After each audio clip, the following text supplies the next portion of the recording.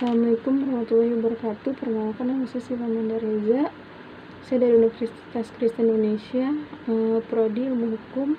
Di sini saya akan membacakan Undang-Undang Cipta Kerja Nomor 11 Tahun 2020, bagian keempat pertanahan. Paragraf pertama, Bank Tanah. Pasal 125 ayat 1.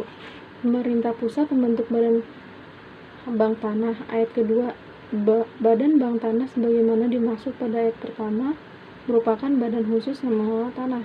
Ayat ketiga, kekayaan Badan Bank Tanah merupakan kekayaan negara yang dipisahkan.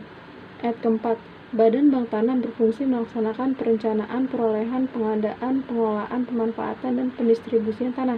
Pasal 126. Ayat pertama, Badan Bank Tanah menjamin ketersediaan tanah dalam rangka ekonomi berkeadilan untuk A. Kepentingan umum, B. Kepentingan sosial, C. Kepentingan pembangunan nasional, D. Pemerataan ekonomi, E. Konsolidasi lahan, dan F. Reforma agraria. Pasal 126 ayat 2, ketersediaan tanah untuk reforma agraria sebagaimana dimaksud pada ayat 1 huruf F paling sedikit 30% dari tanah negara yang diperuntukkan Bank Tanah.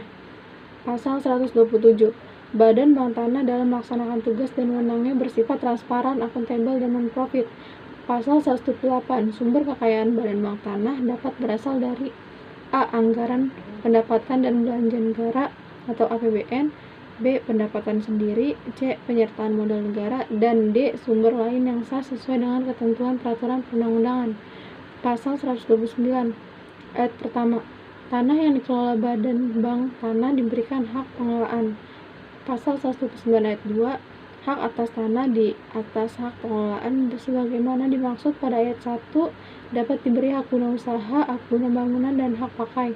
Pasal 129 ayat 3, jangka waktu hak guna bangunan di atas hak pengelolaan sebagaimana dimaksud pada ayat 2 dapat diberikan perpanjangan dan pembaharuan hak apabila sudah digunakan atau dimanfaatkan sesuai dengan tujuan pemberian haknya.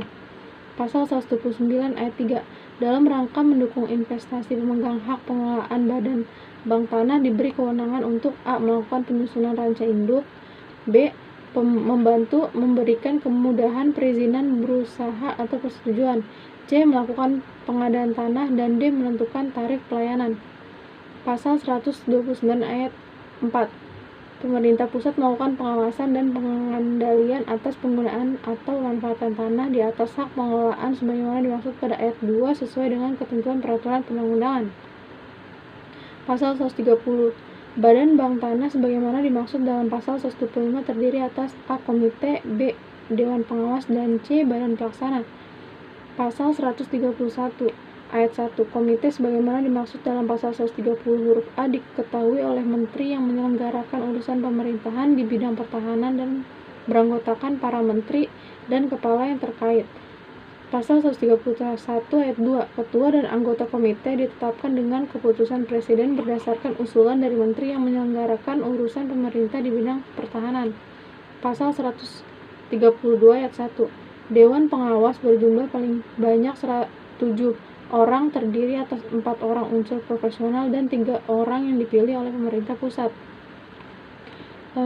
Pasal 132 ayat 2, terhadap calon unsur profesional sebagaimana dimaksudkan pada ayat 1 dilakukan proses seleksi oleh pemerintah pusat yang selanjutnya disampaikan ke Dewan Perwakilan Rakyat Republik Indonesia untuk dipilih dan disetujui. Pasal 132 ayat 3, calon unsur profesional yang diajukan ke Dewan Perwakilan Rakyat Republik Indonesia sebagaimana dimaksud pada ayat 2 paling sedikit berjumlah 2 kali jumlah yang dibutuhkan. Pasal 133 ayat 1, Badan Pelaksana terdiri atas kepala dan deputi. Pasal 133 ayat 2, jumlah deputi sebagaimana dimaksud pada ayat 1 ditetapkan oleh ketua komite. Pasal 133 ayat 3, kepala dan deputi diangkat dan diberhentikan oleh kedua komite. Pasal 133 ayat 4, pengangkatan dan pemberhentian kepala dan deputi sebagaimana dimaksud pada ayat 3 dapat diusulkan oleh Dewan Pengawas. Pasal 134, ketentuan lebih lanjut mengenai komite, Dewan Pengawas, dan Badan Pelaksana diatur dalam peraturan Presiden. Pasal 135, ketentuan lebih lanjut mengenai pembentukan Badan Bank Tanah diatur dalam peraturan pemerintah. Paragraf kedua, penguatan hak pengelolaan. Pasal 136, hak pengelolaan merupakan hak menguasai dari negara yang kewenangan pelaksanaan sebagian dilimpahkan kepada pemegang haknya. Pasal 137 ayat pertama, sebagian kewenangan hak menguasai dari negara berupa tanah dapat diberikan hak pengelolaan kepada A. instansi pemerintah pusat, B. pemerintah daerah, C. badan bank tanah, D. badan usaha milik negara atau badan usaha milik daerah, E. badan hukum milik negara daerah, atau F. badan hukum yang ditunjuk oleh pemerintah pusat. Pasal 137 ayat 2, hak pengelolaan sebagaimana dimaksud pada ayat 1 memberikan kewenangan untuk A. menyusun rencana peruntukan, penggunaan, dan pemanfaatan tanah sesuai dengan rencana tata ruang. Yang B. menggunakan dan memanfaatkan seluruh atau sebagian tanah hak pengelolaan untuk digunakan sendiri atau dikerjasamakan dengan pihak ketiga. Dan C. menentukan tarif dan menerima uang pemasukan atau ganti rugi atau uang wajib tahunan dari pihak ketiga sesuai dengan perjanjian. Pasal 137 ayat 3, pemberian hak pengelolaan sebagian dimaksud pada ayat 1 diberikan atas tanah negara dengan keputusan pemberian hak di atas tanah negara. Pasal 137 ayat 4, hak pengelolaan dapat dilepaskan kepada pihak yang memenuhi syarat. Pasal 138 ayat 1, penyerahan pemanfaatan bagian tanah hak pengelolaan kepada pihak ketiga sebagaimana dimaksud dalam pasal 137 ayat 2 huruf B dilakukan dengan perjanjian pemanfaatan tanah. Pasal 138 ayat 2, di atas tanah hak pengelolaan yang pemanfaatan diserahkan kepada pihak ketiga baik sebagian atau seluruhnya dapat diberikan hak guna usaha, hak guna bangunan, atau hak pakai sesuai dengan ketentuan peraturan perundang-undangan. Pasal 138 ayat 3, jangka waktu hak guna bangunan di atas hak pengelolaan sebagaimana dimaksud pada ayat 2 dapat memberikan perpanjangan dan pembaharuan hak apabila sudah digunakan atau dimanfaatkan sesuai dengan tujuan pemberian haknya. Pasal 138 ayat keempat, pemerintah pusat melakukan pengawasan dan pengendalian atas penggunaan atau pemanfaatan tanah di atas hak pengelolaan sebagaimana dimaksud pada ayat 3 sesuai dengan ketentuan peraturan perundang-undangan.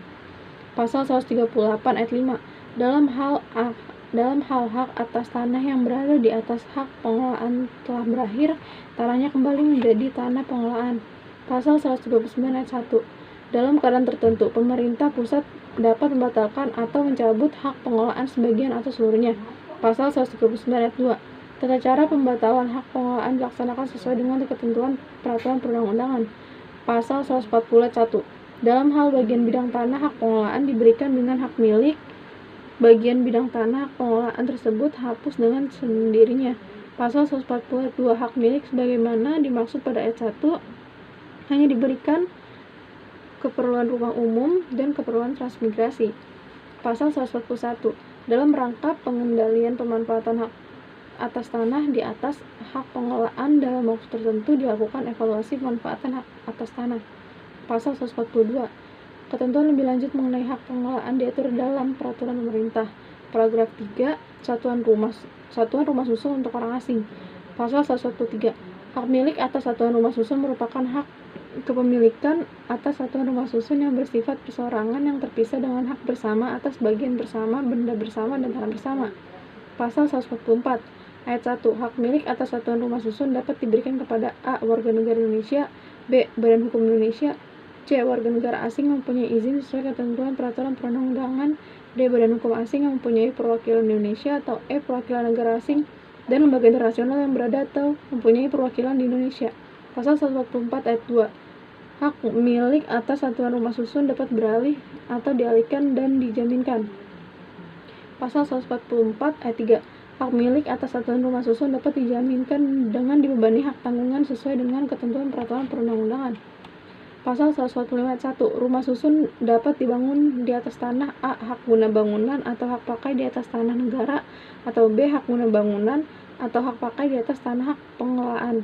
Pasal 145 ayat 2, pemberian hak guna bangunan bagi rumah susun sebagaimana dimaksud pada ayat 1 huruf A dapat diberikan sekaligus dengan perpanjangan haknya setelah mendapat sertifikat layak fungsi. Pasal 145 ayat 3, pemberian hak guna bangunan bagi rumah susun sebagaimana dimaksud pada ayat 1 huruf B dapat diberikan perpanjangan dan pembaharuan hak apabila sudah mendapat sertifikat layak fungsi. Paragraf 4, Pemberian hak atas tanah atau hak pengelolaan pada ruang atas tanah dan ruang bawah tanah. Pasal 146. Ayat pertama, tanah atau ruang yang terbentuk pada ruang atas atau bawah tanah dan digunakan untuk kegiatan tertentu dapat diberikan hak guna bangunan, hak pakai, atau hak pengelolaan. Pasal 146 ayat 2, batas kepemilikan tanah pada ruang atas tanah oleh pemegang hak atas tanah diberikan sesuai dengan koefisien dasar bangunan, koefisien lantai bangunan, dan rencana tata ruang yang ditetapkan sesuai dengan ketentuan peraturan perundang-undangan. Pasal 146 ayat 3, batas kepemilikan tanah pada ruang bawah tanah oleh pemegang hak atas tanah diberikan sesuai dengan batas kedalaman pemanfaatan yang diatur sesuai dengan ketentuan peraturan perundang-undangan. 146 ayat 4, penggunaan dan pemanfaatan tanah pada ruang atas atau bawah tanah oleh pemegang hak yang berbeda dapat diberikan hak guna bangunan, hak pakai, atau hak pengelolaan. Pasal 146 ayat 5, ketentuan lebih lanjut mengenai penggunaan tanah pada ruang tanah atau ruang di bawah tanah sebagaimana dimaksud ayat 1, ayat 2, ayat 3, dan ayat 4 diatur dalam peraturan presiden. Pasal 147, tanda bukti hak atas tanah, hak milik atas satuan rumah susun, hak pengelolaan, dan hak tanggungan termasuk akta peralihan hak atas tanah dan dokumen lainnya yang berkaitan dengan tanah dapat berbentuk elektronik. Sekian dari saya, kurang lebih mohon maaf. Wassalamualaikum warahmatullahi wabarakatuh.